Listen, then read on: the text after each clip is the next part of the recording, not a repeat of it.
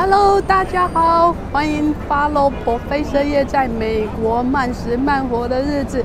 现在我在全世界最热闹的之一的地方，就是纽约曼哈顿的时代广场。Follow Professor Ye 美国慢食慢活之旅。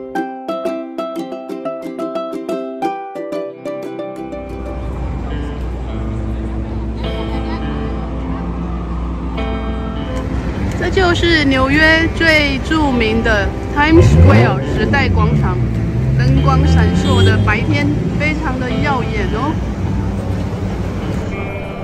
这个地方原来的名字叫做《纽约时报》，就是 New York Times。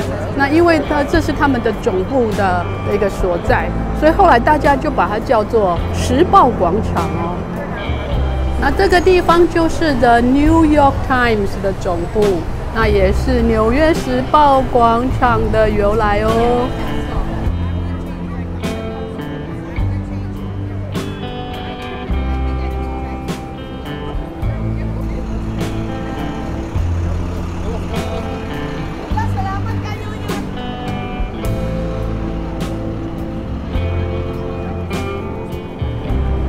纽约时代广场是在曼哈顿的 Midtown 中城哦，最重要的商业中心。那在 Broadway 跟第7大道的这个汇合处哦。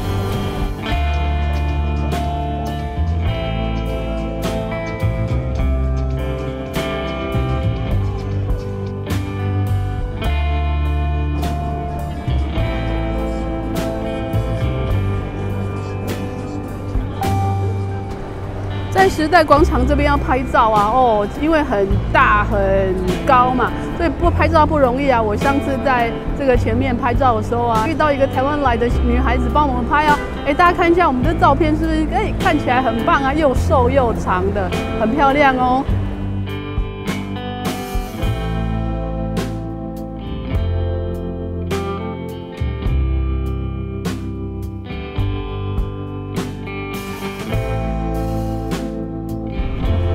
在 Times Square 跟这个Broadway 啊42街交接的地方啊，其实是很多地铁的一个总站交汇的地方。那要搭去哪边呢，都相当方便哦。那这边呢，就是可以看到啊，像 NQRW 啊、S1237啊，然后在第7大道这边呢，几乎这边呢很忙碌的这个地铁的这个出入口。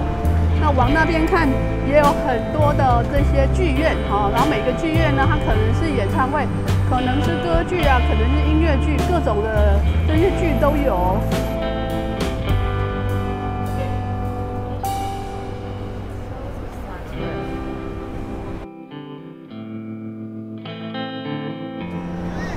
可以看到这边就有很多的两旁有很多的百老汇的剧院啊，每一家都演的不一样的剧。每一个小巷啊，也都可以看到很多的剧院啊。像这一条街啊，整条街也都是有各种不同的剧院。这个第41街这边呢，就是有更多的剧院啊，阿拉丁呢，还有这个音乐剧啊。这边我有来看过。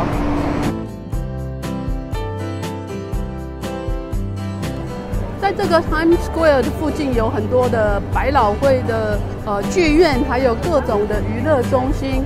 然后当然后面这个附近呢也有很多的饭店，好像我在这个时报广场附近呢这一次住了大概20天左右。然后也是有各种不同的饭店啊，有很高级啊到普通的啊。那虽然普通的一个晚上最少也都要200块美金以上哦。那这边的饭店呢，也都非常的高，然后有各种不同的贵的，可以到600-700块、1000块，然后到200块。那纽约你要住100块没有啊？那这附近的这种古老的这种大楼啊，有的也算是住商混合，也有的饭店，大家可以看到电影院的场景。这一整条39街啊，都是饭店街。像我这一次住的就是住这个 Candlewood 的 Shoot，那我在这边住了将近20天，那其实上房间很小啊，好，大家可以看一下，其实没有非常的舒服。但是纽约就是这样寸土寸金，非常非常的贵。好，在纽约玩呢，也是要花费更多的钱呢。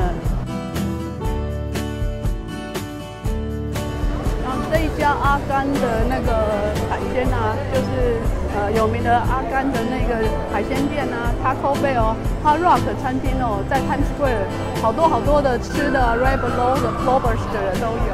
这一家功夫小笼包啊，功夫厨房还不错吃哦，就在第8大道旁边。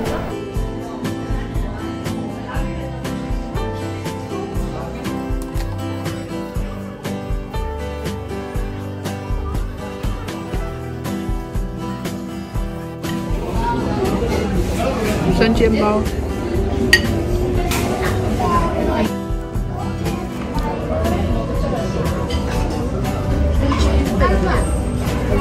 经典的夫妻肺片。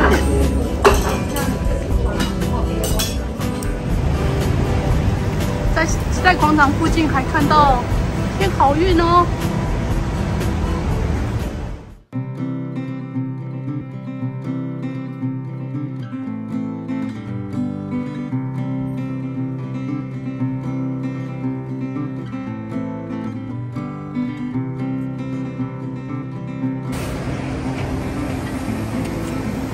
一家泰国餐厅，现在排队排好多人。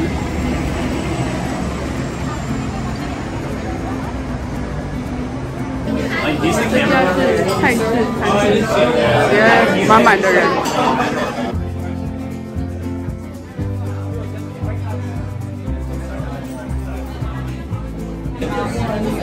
10块钱美金的椰绿水牛排饭。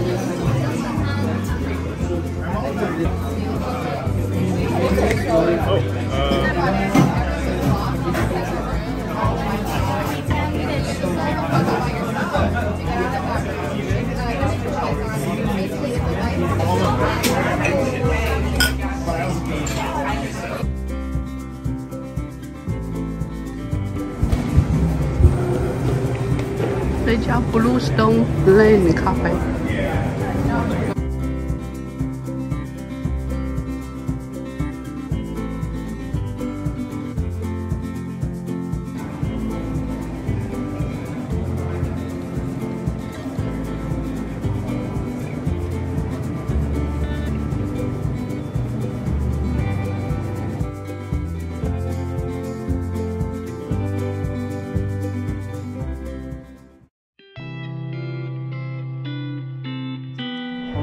这个纽约的 Broadway 呢，现在啊，大部分都是作为这个店家用餐啊或徒步的这个地方。